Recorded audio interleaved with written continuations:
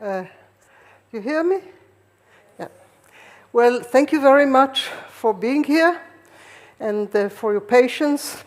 And I would like to start by thanking Viviana very much for inviting me here. It's a great honor. And I hope that I will retain your attention. I know you're very tired. We all are. So I'm going to talk to you about the coevolution of language and emotions. And just a minute. Here it is. Where is it?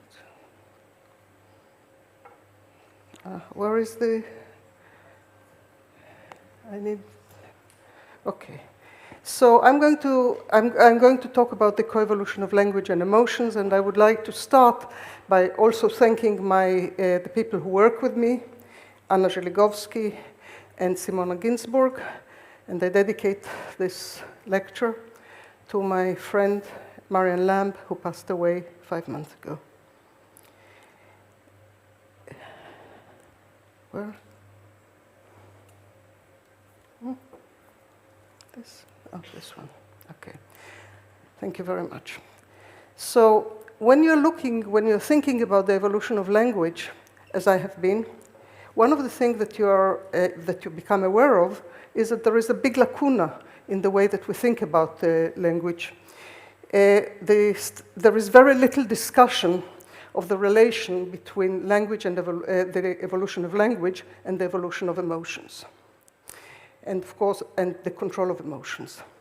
So what I'm going to talk about today, the argument I'm going to present, is that when we're thinking that language is a suite of human cognitive affective, part of a suite of human cognitive and affective abilities, capacities, and it co-evolved with other human capacities. And and the evolution of language was dependent on some emotional precondition. And once language evolved, it has changed the emotional profile. As it evolved, it has changed the emotional profile of human beings. And before I start talking about that, I want us to have a common kind of denominator to know what we're talking about. So I would like to say a few words about emotions and a little bit more about language. We heard a lot about emotions here. So what are emotions, as I'm going to talk about them here, and what is language? So the first thing I want to say is that this year, it's 150 years to the publications of a very important book by Darwin, The Expression of Emotions of Men and Animals. Exactly 150 years. He published it in 1872. And it was a bestseller. Now, the way that I'm going to talk about emotions is not the way that Darwin talked about them. He talked about the expression of emotions, and the way that he thought about the relationship between the expression of emotions and the feeling of emotion was not exactly the way that we're thinking about it today. This has been explained to us today in some detail, but I will say just a few words about it. Emotions are developmentally constructed mental experiences of bodily states. This is what we call feelings, and they involve interactions with the external environment that guides all kinds of responses and actions. And we have emotions that include responses to kind of negative interactions with the environment, such as threats, loss, or attack, and this leads to fear, to sadness, to anger, and also sympathetic interactions that lead to joy and gratitude and love and things like that. And the point is that the emotions are constituted by physiology, by bodily reactions. They are not something that is separate from them. And this is something that is based on the ideas of William James and Damasio. So this is the kind of notion of emotion that I'm going to talk about. And we heard a lot about it, and we heard a lot about this bodily constitution. Bodily means, of course, the brain, but not only the brain. It's the way that the brain interacts with the body. Now, what is language? This is a huge subject. I'm going to talk about a functional kind of a functional definition or a functional characterization of language. And that is that language is a communication technology for instructing the imagination.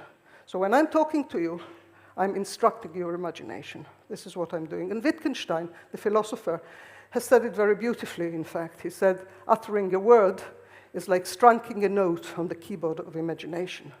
So the ability to imagine preceded the ability to communicate about the imagination. But we are the species who can talk about the virtual world, who can communicate about virtual worlds. And I want to say a few other things about language, that it is a system of conventional signs and norms of communications, conventional norms of communications, which are constructed through social negotiations and during evolution, linguistic evolution, through cultural evolution.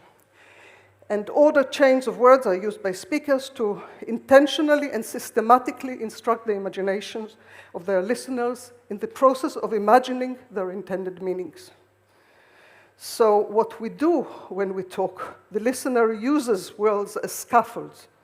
She or he raises past experiences from memory and then reconstruct and recombines them to produce a novel imagined experience. This is how, so the important point is that imagination and language are very, very strongly connected. And the way that I believe that imagination evolved is it was initiated through the cultural evolution, like literacy. But unlike literacy, it was partly genetically assimilated. And here is a quotation from a very great evolutionary biologist of the 20th century, Conrad Waddington, who said, if there were selection for the ability to use language, then there would be selection for the capacity to acquire the use of language in interaction with the language-using environment. And the result of selection for epigenetic developmental responses can be, as we have seen, because he was talking about that, a gradual accumulation of so many genes with effects tending in this direction that the characters gradually become genetically assimilated. And the idea here, why doesn't it work? And the idea here is that genes are not leaders, but are followers in evolution. So cultural evolution, in this case the cultural evolution of language, constructed a kind of social and epistemological niche which selects the genetic variations that support behaviors and life in this niche. So in a way, people stretched their plasticity through communication, and this then selected for the genes that support this form of communication. And in this way, language evolved. So, and what was really selected, since culture changes very quickly, what is the one stable thing is really the speed of cultural change, which is very, very context dependent and very, very flexible. So culture consistently selects for open-ended plasticity. It selects for flexible cultural learning, in this case, the learning of language, including, so in this case, linguistic learning.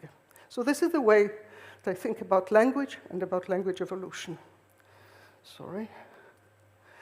So the first thing I want to say is, of course, when we're thinking about the evolution of language and the connection to which I will come shortly, its connection with the emotions, we have to realize that there is some kind of phylogenetic continuity, right?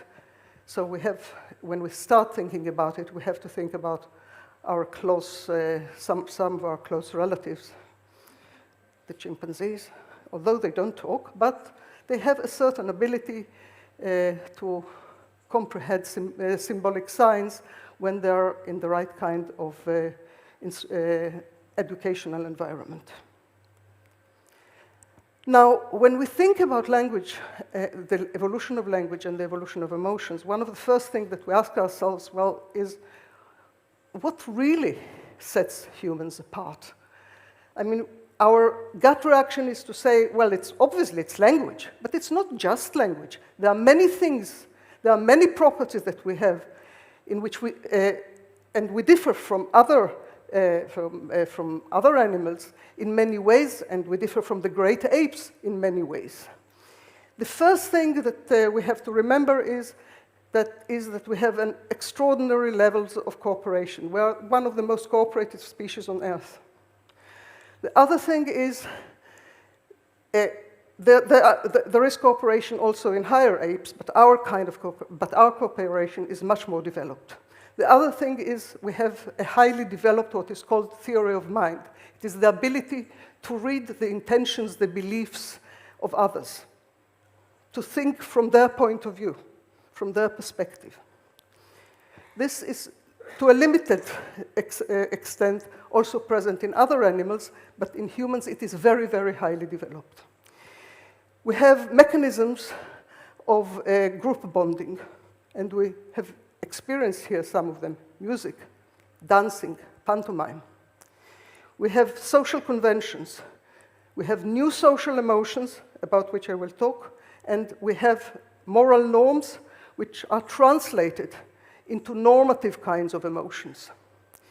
We have complex, sequential, socially learned, imitation-based manual practices. We build tools, and we are not the only ones that make tools, but we are very, very good at it. Since 2 million years ago,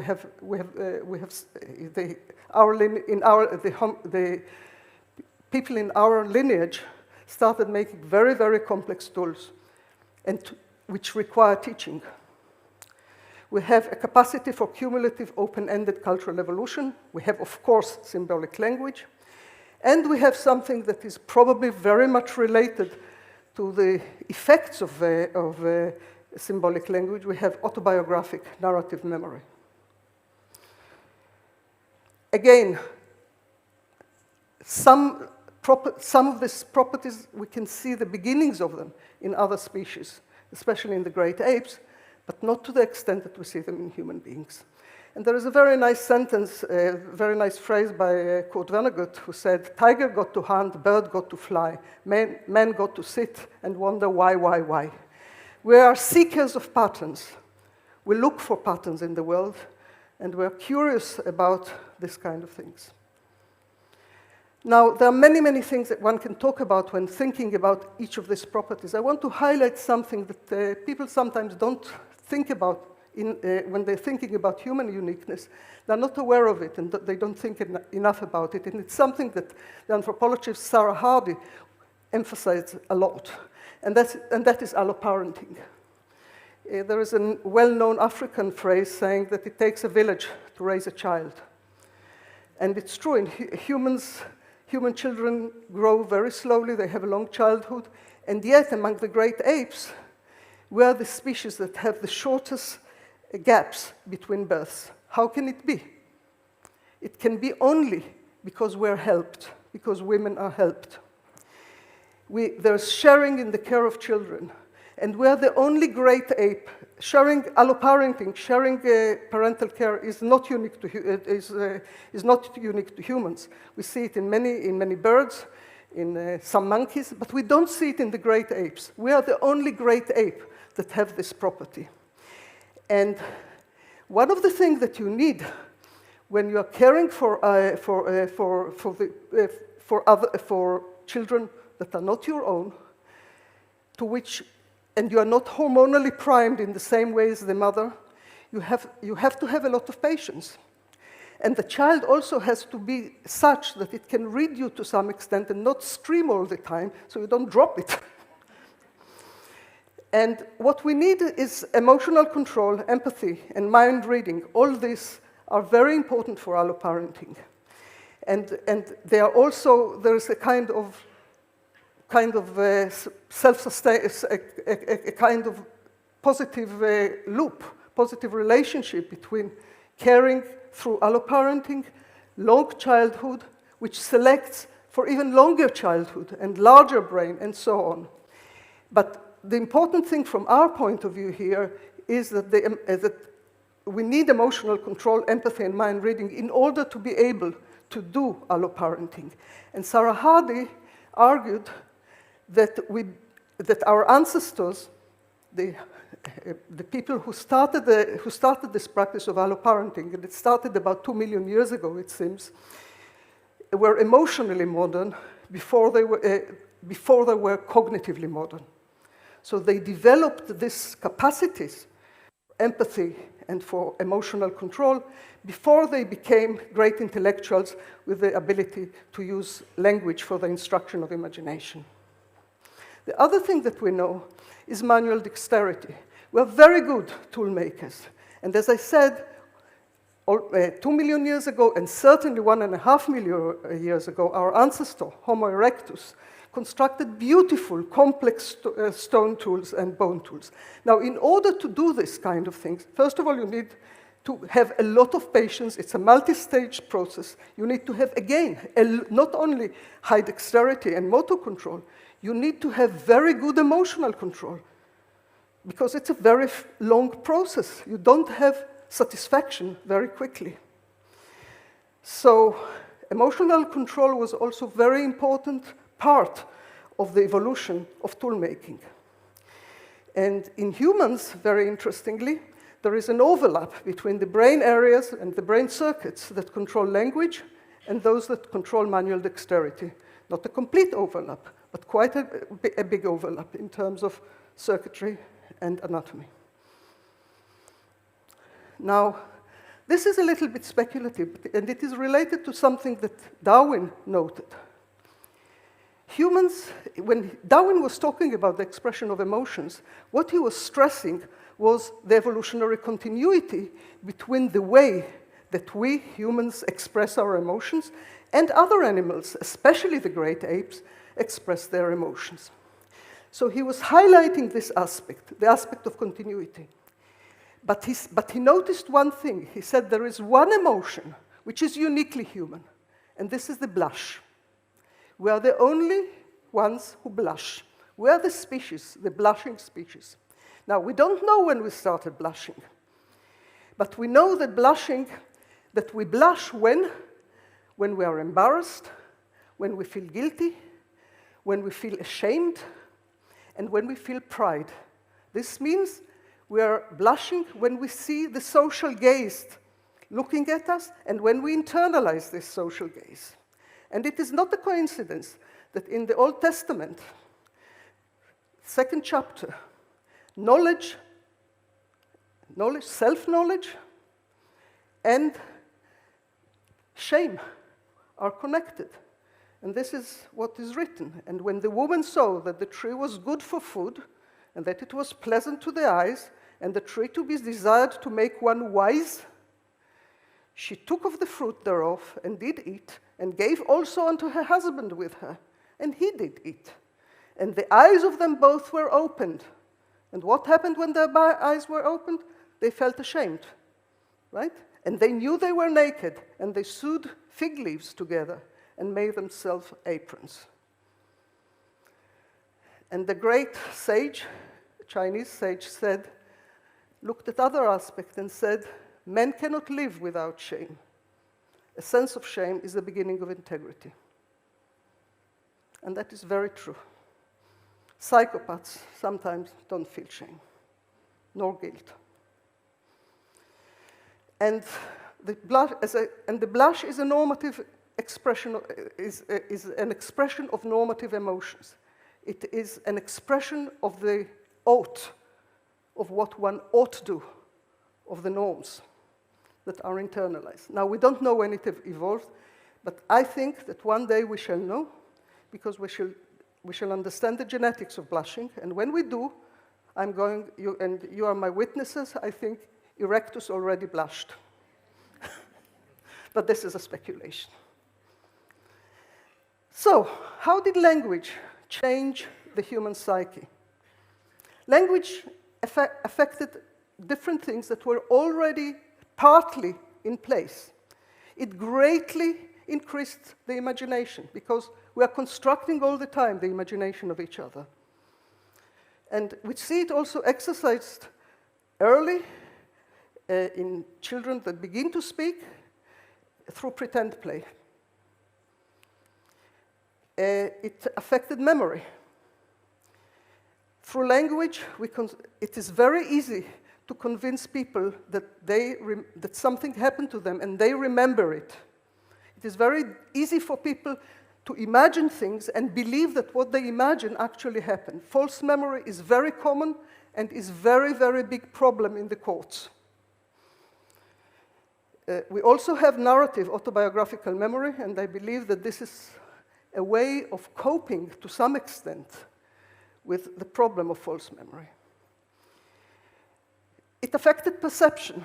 There is a phenomenon called verbal overshadowing. Verbal overshadowing is the phenomenon whereby if you, let's say that you see a burglar, and you are describing this burglar in words, right? And then you are going and you have to identify this person. And there's somebody else who, and there's somebody else who also saw this burglar, but never did describe it in words. You who described it in words will be worse in your ability to identify, to perceptually identify this person will be worse than that of a person who didn't use words in order to describe this burglar. It's a very, very interesting phenomenon which suggests that there is some kind of schematization in language, which leads to some kind of loss. There is a trade-off. Language is not only a great present, evolutionary present. We also pay for it in many, many ways, and this is one of them. So the other thing is that it increased our ability to make tools. Of course, we use language in teaching a lot. So we become better and better cyborgs. And technology and very open-ended niche construction is the result. And there are new emotions. Language led to new emotions and to a huge amount of emotional control.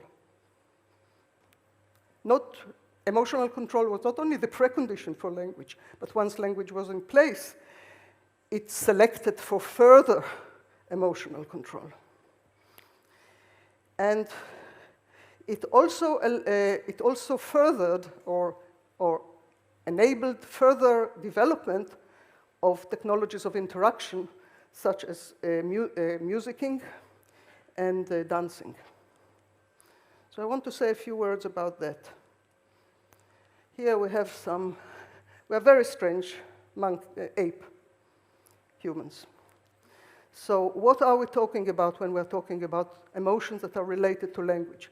We're talking about the intellectual emotions, a feeling of certainty. We are certain about certain things, about things. I mean, this kind of feeling is it has a lot to do with concepts.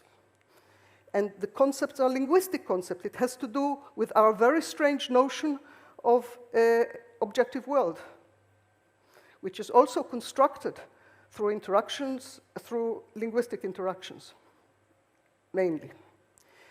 There are new feelings of doubt. We are wonderful liars. There is deception, of course there is, in other species, but nobody lies like humans. There's also the problem, as I said, of false memory and verbal overshadowing. We also have positive emotion. There is a thirst for joy, and joy in knowledge. When we learn things, it makes us happy. I mean, it does, unless we have terrible teachers. And we have the very strange feeling of free will. A feeling of free will, which is related very strongly to a concept of free will. We have very much enhanced the normative emotions that I believe preceded language, have become very much stronger in humans, in Homo sapiens, in linguistic humans. We have, as I said, language very much enhanced and allowed for the further evolution of technologies of integrative technologies such as dancing and musicking, And we have also very strong aesthetic and religious emotions. So as I said, we are a very strange ape. So one of the things that I want to highlight, although it is not the only thing about the control of emotion, is inhibition of emotions, emotional inhibition. The instruction of imagination could not evolve without a lot of emotional inhibition. In most linguistic exchanges, the emotions and the actions that linguistic instructor triggers must be considerably inhibited. When I'm telling you a story about a tiger or something like that, you do not run away. Although you may feel a little bit of fear, or you may identify, but there is a certain inhibition of the emotions when we interact. Otherwise, interaction would be just impossible. Linguistic interactions. And it is this dichotomy, human beings make this dichotomy between the cognitive and the affective, thoughts and feelings, as if they are really something very different. I think this is something that only humans make this kind. This distinction is very, very human distinction. It's not something that we can say very easily about other animals. With other animals, the relationship between the cognitive and the emotional is much, much tighter. We can inhibit emotions to such an extent that that there is something that we can consider as almost pure thought. But this is a very, very strange human peculiarity. And yes, this is the origin of the dichotomy, I believe, between thoughts and feelings.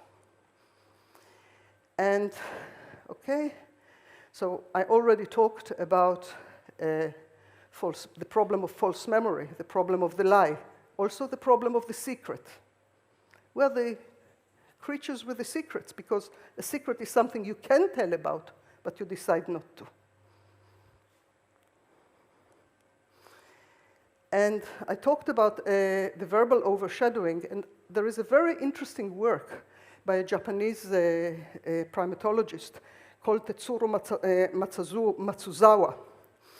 And he showed that chimpanzees, young chimpanzees, have much, much better perceptual memory than humans. And I'm quoting from what he said. He said, young chimpanzees appear to have an extraordinary working memory capacity for numerical recollection, better than that of adult humans. The result may be reminiscent of the phenomenon known as eidetic imagery, or the feats of so-called the idiot savant. And he suggested that, again, this is a kind of trade-off with language, that as language evolved, we lost this ability for this wonderful, very detailed subjective memory for the ability to generalize and abstract as we do all the time with language.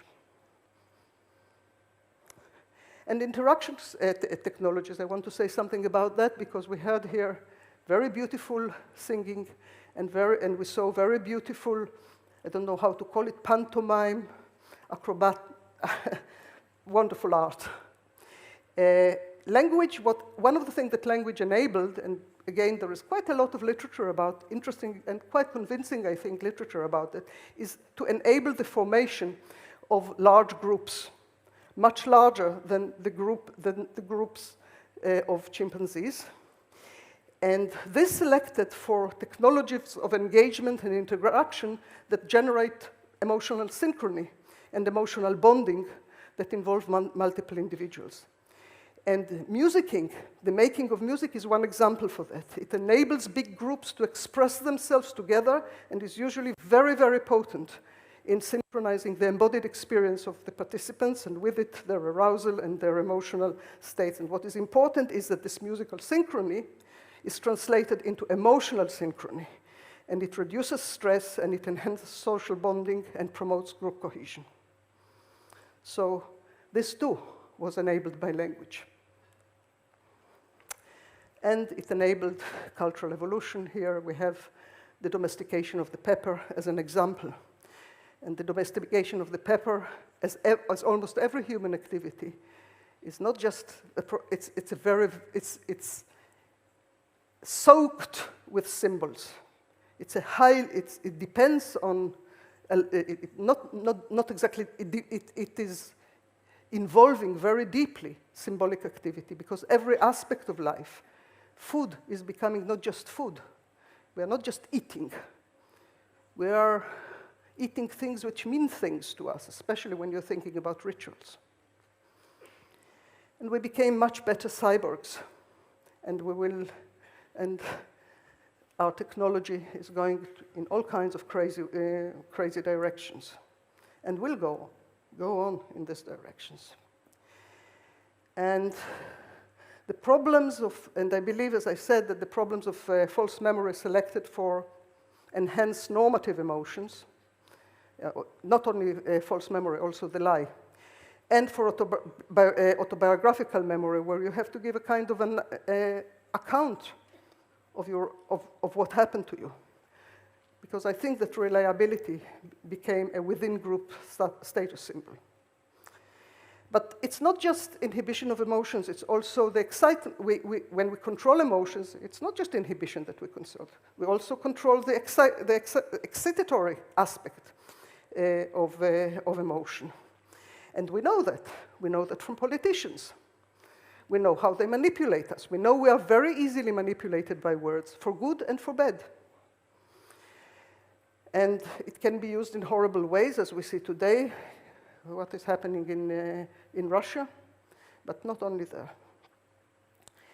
And so a lot of people have suggested over the years that we are the kind of self-domesticated species, that humans self-domesticated themselves. It's a very nice hypothesis, which was suggested several times, first time in the 19th century, in the most elaborate and intelligent way in the Soviet Union by Belyaev, Dmitry Belyaev, from Novosibirsk, a great geneticist and epigeneticist, in fact. But I don't think it's true. I think we are not self-domesticated species. We are the self-controlling species. We are more like wolves than like dogs. And we are a very strange species, because this ability to use language and control the emotions in all these kinds of ways is leading to wonderful things and also to horrors. And this is a nice quotation from Kessler, who said, "The creativity and pathology of the human mind are, after all, two sides of the same medal coined in the evolutionary mint. The first is responsible for the splendor of our cathedrals, the second for the gargoyles that decorate them to remind us that the world is full of monsters, devils, and succubi."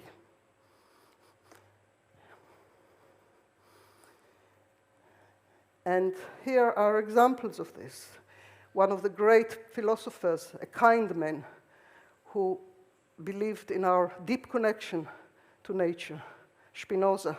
We see him on the screen, and we see the Anthropocene on the right, what we're doing to the planet because of greed, short-sightedness, and absolute arrogance and selfishness. And I want to thank you very much, and I want to thank Rita Levi-Montalcini, who is here in this picture, for everything that she did for science, for women, and for people in general. Thank you very much.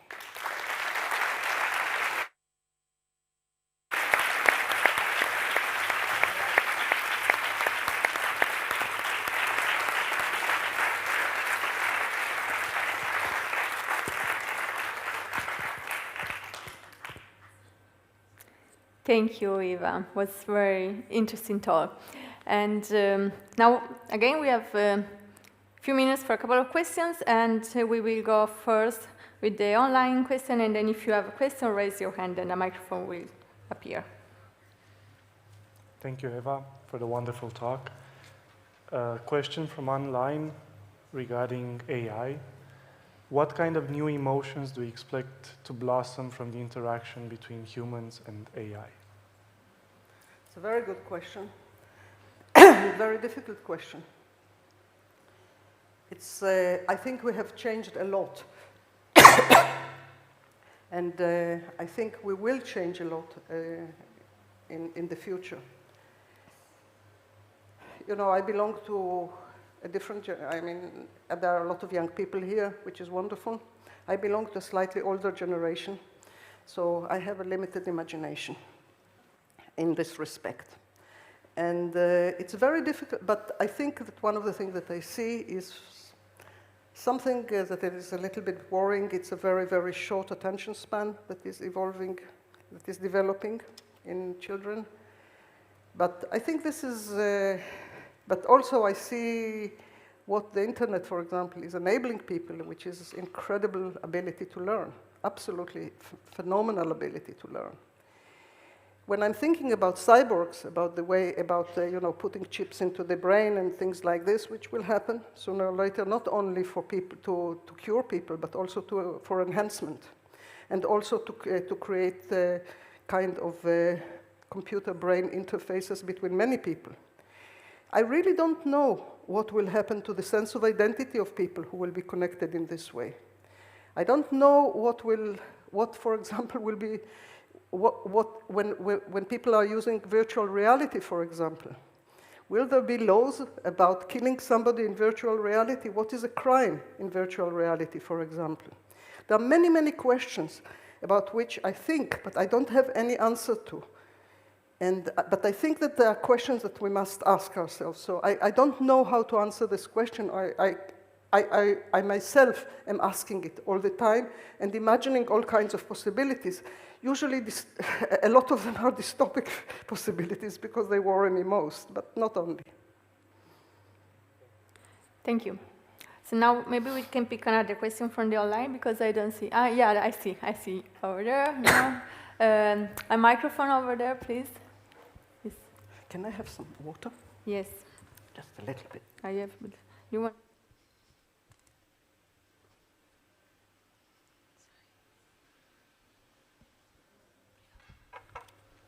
Hi again.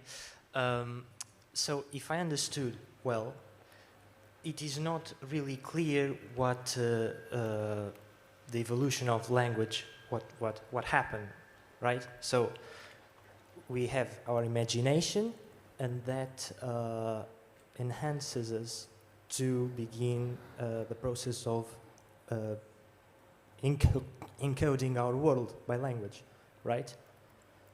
If that's so,